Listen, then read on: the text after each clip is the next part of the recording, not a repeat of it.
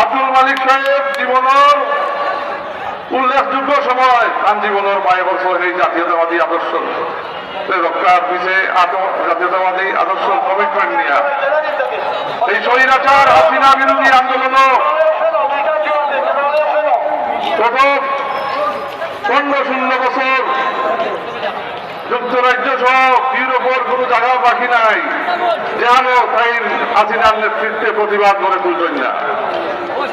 এই মানুষ হইল পরীক্ষিত মানুষ। আপনারা এত পরীক্ষিত ক্যান্ডিডেট পাইছেন যে আপনারা ফলাইয়া দেওয়ার কোন সম্ভাবনা নাই। আব্দুল মালিক সাহেবের ক্যান্ডিডেট হওয়ার প্রেক্ষাপট হইল বাংলাদেশ নেত্রী বেগম খালেদা জিয়ায় ফোন করছিলাম, তুমি মালিক অনেক করছো,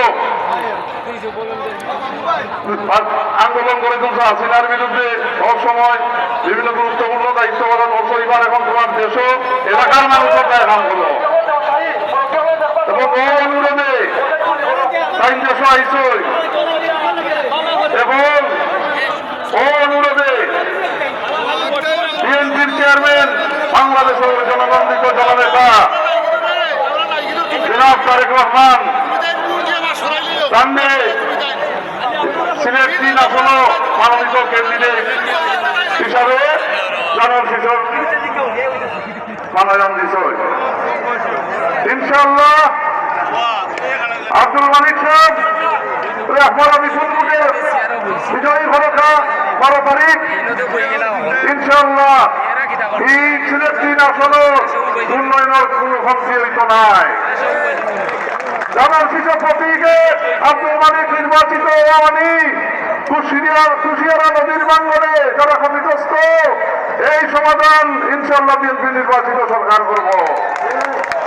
জনরল শিশুর প্রতীকে আব্দুল মালিক নির্বাচিত হইলে এই অবহেলিত এম এ খান অডিটোরিয়াম আবার নির্মাণ কাজ শুরু হইব এবং বিল্ডিং বানিয়ে তুলব।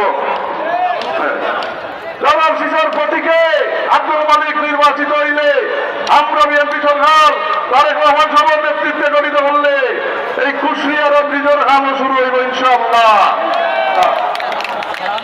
আমি আপনাদের আহ্বান জানাই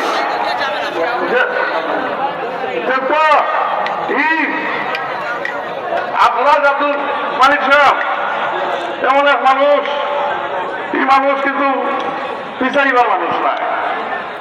তার জীবনে দীর্ঘ একটা পরীক্ষিত সংগ্রামের মাধ্যমে যুক্তরাজ্য হোক না, ইউরোপের বিভিন্ন জায়গা হোক না, দেশও হোক না, তো ইনশাআল্লাহ তান্ডে আপনারা নির্বাচিত হরকা ইনশাআল্লাহ এখানে যারা নির্যাতিত গুম হত্যার শিকার হয়েছেন, যেমন আমরা ইলিয়াস আলী ভাই গুমের শিকার, সেইগুলোর বিচার যদি চাই তাহলে আমরা জনরল শিশুর প্রতীককে ভোট দিয়ে নির্বাচিত করতাম হইব 12 ফেব্রুয়ারি জনাব আব্দুল